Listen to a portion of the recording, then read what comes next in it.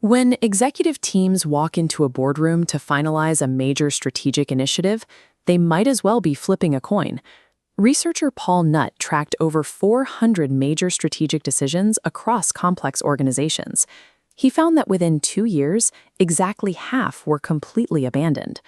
Of the remaining, roughly a third were never implemented, dissolving into wasted capital and burned executive hours. This massive failure rate is not the result of unpredictable market volatility. It happens because leaders consistently default to intuitive, gut-level processes to navigate highly ambiguous environments. A 50% failure baseline is a predictable structural flaw, and fixing a structural flaw requires an engineered, systemic solution. In software engineering, writing sloppy code to ship products faster creates technical debt. In management, skipping rigorous analysis creates decision debt. Every time a team rushes a choice without testing its assumptions, they leave behind a residue of unresolved risk that eventually hardens into organizational inertia. You can measure this debt on a balance sheet through 3 specific symptoms. First, extreme operational slowness, expensive project rework, and forced strategic reversals. To reverse this trend, we have to isolate the psychological traps that generate this debt and apply the specific empirical controls proven to neutralize them. Bypassing reality testing might feel efficient in the moment, but it forces an organization to pay massive interest later in the form of failed execution. The 50% failure rate is driven by 4 primary cognitive traps: narrow framing, confirmation bias, short-term emotion, and overconfidence. Daniel Kahneman compared human attention to a spotlight. When leaders define choices in binary, whether or not terms, they are looking only at what the spotlight illuminates, completely ignoring the periphery. We can see exactly how this destroys capital by looking at the short-form streaming service Quibi. Executive sponsor Jeffrey Katzenberg raised $1.75 billion and projected 7 million first-year subscribers.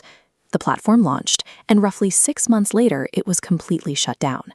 Quibi's leadership fell into the confirmation bias trap. As pandemic quarantines proved consumers wanted to cast content to their large televisions, executives actively ignored the data, clinging tightly to their initial mobile-first hypothesis. Deep industry expertise and billions in startup capital offer absolutely zero protection against unmanaged cognitive biases. Returning to Paul Nutt's data, we find a glaring operational gap.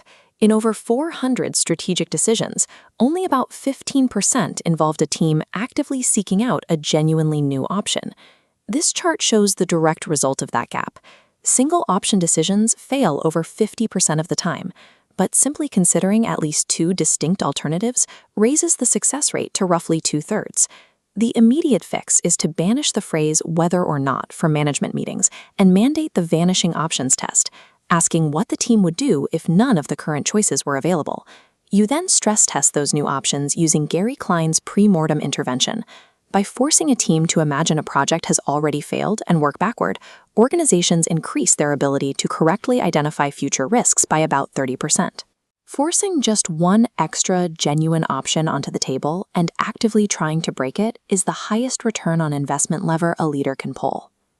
The most expensive trap to navigate is overconfidence, which typically manifests as the planning fallacy, the human tendency to systematically underestimate time and cost, regardless of past experience. Bent Flyvbjerg quantified the damage of this fallacy at the organizational level by analyzing 258 global megaprojects. His data reveals that major rail investments experience an average cost escalation of 45%. Fixed links, like massive bridge construction, routinely run 34% over budget. And complex road and highway projects escalate costs by 20% on average. The documented remedy is reference class forecasting.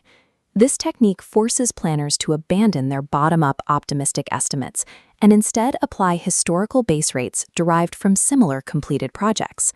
Accurate organizational forecasting requires ignoring the internal optimism of the team and strictly relying on the objective outside view of historical data. Making the choice is only half the architecture. A well-researched decision that lacks a precise execution framework is just another form of deferred decision debt. Psychologist Peter Gallwitzer analyzed 94 independent tests and found a robust statistical effect on execution follow-through when teams use implementation intentions. This translates a theoretical plan into a mechanical trigger. If a specific predefined situation arises, then the team will execute a specific action. You pair these triggers with a strict 60 to 90-day control review, equipped with predefined tripwires and explicit kill criteria. These tripwires are designed to combat the escalation of commitment, the proven cognitive bias where leaders throw more resources at a failing investment simply to justify their initial choice. Pre-committing to hard data tripwires while the team is still calm is the only reliable way to override the inevitable human reluctance to quit a failing strategy later.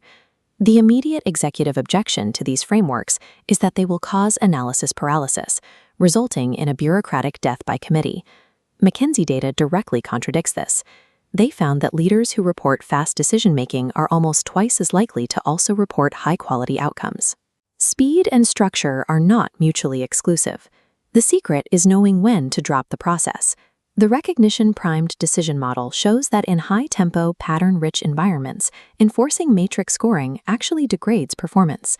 Here, expert intuition dominates. To map exactly when to use process versus when to trust intuition, we look to a framework conceived by a young Jeff Bezos. He categorized choices into two types. Two-way doors are reversible decisions that demand speed and simple heuristics. One-way doors are irreversible, high-stakes bets that require the full, deliberate structural process. True organizational agility doesn't mean abandoning rigorous analysis. It is the specific meta-skill of matching your decision architecture to the exact stakes of the environment. As of 2025, the calculus is shifting again. While 88% of organizations use AI in some capacity, only about 7% have successfully scaled it. Artificial intelligence acts as a powerful option generator, but it introduces a hazardous new failure mode. Acting on fast algorithmic recommendations without recording the underlying reasoning creates a catastrophic new frontier of decision debt. The antidote is the cheapest organizational intervention available, keeping a rigorous decision journal. It requires just 3 pristine columns tracking the choice, the specific reasoning, and the expected outcome. Data shows that almost no organizations actually track their decision quality over time, making this simple act a massive, unexploited competitive edge. The ultimate corporate advantage relies on shifting decision-making away from a subjective black box intuition and transforming it into a trackable, auditable, and continuously improving engineering system.